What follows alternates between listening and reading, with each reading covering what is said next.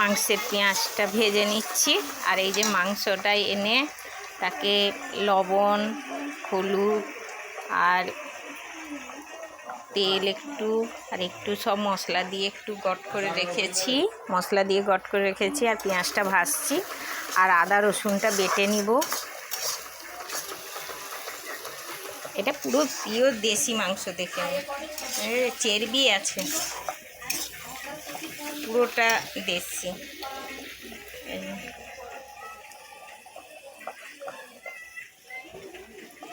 চর্বি আছে ভালো।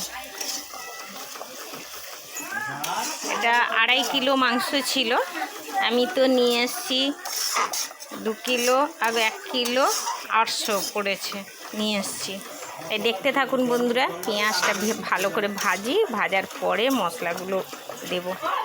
তাই দেখতে থাকুন। ভাত তো হচ্ছে,